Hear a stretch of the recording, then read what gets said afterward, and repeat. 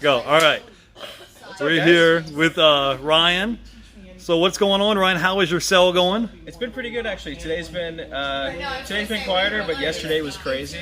But we finally lulled down a little bit, so now we can do this little chat. All right, cool. So tell me about your ranch. Are you going to be living there full time at your ranch you moved to, or are you just going to go back and forth to your warehouse, or how's that going to go? We're going to go back and forth, yeah. So we're gonna set it up primarily for the business, and then actually Callie and her mom, they're probably going to end up living on the land as well. But we'll have our business there, and then we'll set up a residence as well. But we're not going to live there. Callie and her mom are probably going to live there. So you're going to have like a trailer or something there, or what are you going to do? What are you going to put on the property?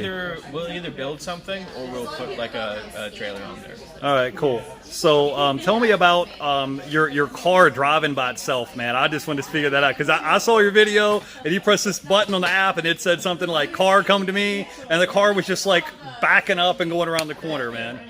Tesla, it can do that, yeah. Yeah? It takes some getting used to. Yeah? Especially the self-driving, because you can put it in self-drive, and then, you're supposed to keep your hands on the wheel, but... Yeah, but you're not one of them people that's like dozing off and like sleeping going on the highway going 70 miles an hour, right? The first couple of weeks I had the car, the whole time it was in self-drive, I'm like, trying to, I'm like so nervous. Right. It's a weird feeling, but it's pretty cool. Okay, so it's cool. Yeah. So tell me about everything else that's going on with you, man. What other things are you guys branching out in? I know you got your YouTube channel and you got your eBay store. What other things are you branching out, doing more wholesaling or what? Yeah, I was gonna say. So part of like the reason why we got this land and these bigger warehouses was so that we could kind of start expanding more into wholesale. So now we have the room. It just allows us to bring in more product and offer more product out there. So I think next year our focus is going to kind of shift even more into wholesale.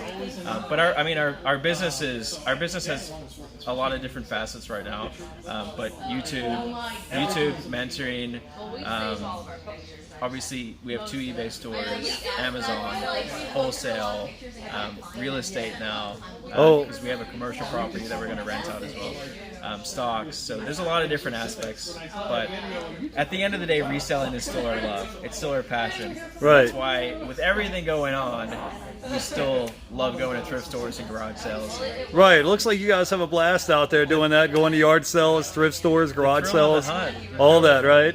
Yeah. Do you ever come across something and you're like, you look at it and it's like, all right, I paid $5 for this item and it's worth like $50. Do you still like? Yeah, do you still have that like thing where you're like, I just wanted this big poker hand type of feel? Yeah. What's funny is that I can like do a wholesale order that I can spend like $1,000 and make $2,000, but I get more excited when I find that $5 and a $50 item. Even still, like I just love to do it. Right. I love to, especially like vintage clothing. That's my favorite thing to find. Right. So I saw in your new property you have like 2 warehouses. Are you going to like subdivide them and have certain type of products in one warehouse and then do like pallet stuff in the other warehouse, or how are you going to subdivide that? Yeah. So the one warehouse is 3,400 square feet, and that one's fully enclosed. So like AC and drywall and everything up. So that'll be where we store most of our inventory, and then the other warehouse is it's open, so it's not fully enclosed, and that one's 6,400 square feet, and that's where we'll get like the pallet deliveries and stuff that could be kept in the elements. So the stuff, when you have these pallets, are you going to have like a forklift inside? Are you going to have like a pallet jack, or what are we going to do? Like I saw one of the other YouTubers the other day, and he had a big forklift, and he was carrying like 40,000 books. I mean, it was crazy. Breezy. Yeah, you saw him. Yeah, I was just like, we probably won't do that. Yeah, because we also we want to be careful about not having to hire a bunch more employees, and we still want to keep our team fairly small. Right. Okay. Well, that's good. So, how many days a week do you actually work doing this? Is this like a 7 days a week? Do you just put in 40 hours and say, hey, I did my 9 to 5, I'm just going to go home and chill? Or how many hours does an entrepreneur actually put in when they're doing this job? I don't really track that. I don't track the hours, because while we're sitting here, I'm also getting offers and stuff on eBay. So if you consider that work, then yeah, that's so your days kind of like run together, because you're just kind of like, it's not 9 to 5. It may be like 9 to 9 or something, or something like that, right? The only thing I'll say is one thing that we try to do is we'll like go really hard for 3 months straight, and then we'll take a couple weeks off and go on a trip or go on vacation or something. Yeah. And then come back refreshed and do it again. Right. So on vacation, do you have a certain place that you try to prefer? Do you just close your eyes and just say eeny, meeny, miny, mo and pick a place? Or does your wife, does she pick the place? Or do you just try to say, hey, we're going to go somewhere we've never been before and check it out? We try to go places we've never been before. Yeah, but Allie's the planner. We're Right. going on trips. She's just like, hey, do you want to go here? And I'm like, yeah, that sounds great. So like next year, I think we're going to do Japan for 3 or 4 weeks. Oh yeah? You going to Tokyo or what are you thinking? I'm sure we'll end up in Tokyo. Right. That'd be cool. So do you ever go there and they're like, hey, he's an American. We don't take American money. Do you ever have that problem? No?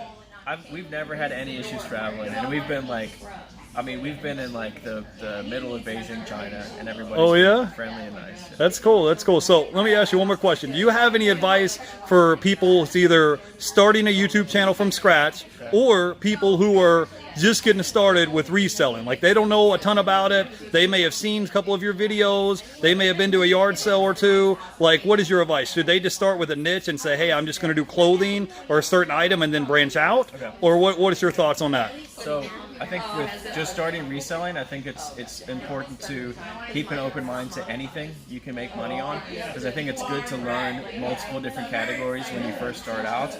As you grow into a full-on reseller, I think then it's okay to niche down and say, all right, I like selling, I'm really good at selling shoes, I know shoes, so I'm going to focus on that.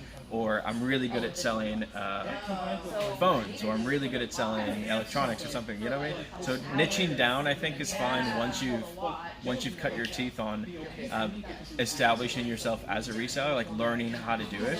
Right. But I think for people that are just starting out or haven't even started out yet, the biggest piece of advice I can give is you have to do the work.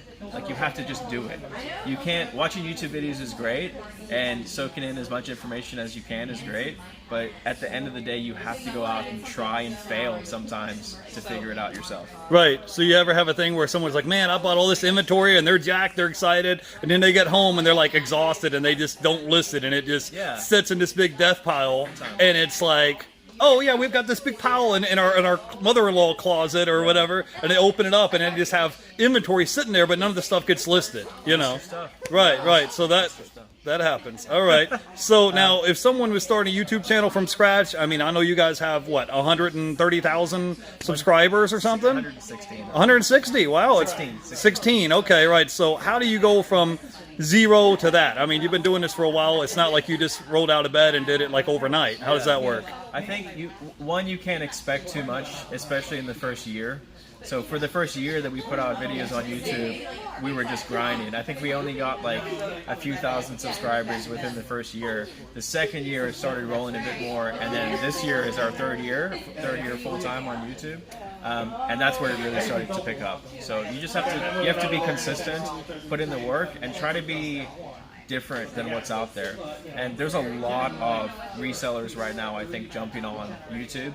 A lot. There's a lot of new reseller channels, and it's kind of hard to differentiate the channels, but you have to like try to find something that you're really good at that nobody else is talking about. Right. Now, one more question. Do you recommend people that are resellers have like a niche or a support group and hang out with other resellers, kind of like encourage them? Because it's like, hey man, I know what you've been through, you know, I kind of feel it, and they can kind of relate, and maybe someone almost like an accountability partner that's going to keep you accountable, and hey, you said you're going to list 100 items this week and you only listed 20. Yeah. So what do you think about that? Would that be a good thing to get like an accountability partner, or how would that work? I think it's okay. I think it's always, in any industry, not just reselling, but in any industry, it's always good to learn from people who have done it already. So that's why YouTube's cool, and that's why we started sharing videos to begin with, because we wanted to share our mistakes so that people didn't have to make the same mistakes. So I think having an accountability partner is good. Yeah. Right. All right, cool. Well, hey, man, I wish you best of luck on your sell. Thanks for taking time out for the video. I really appreciate it. And give me one of these right here. There we go. Thanks, everybody. This is Ryan. Thanks, and peace out.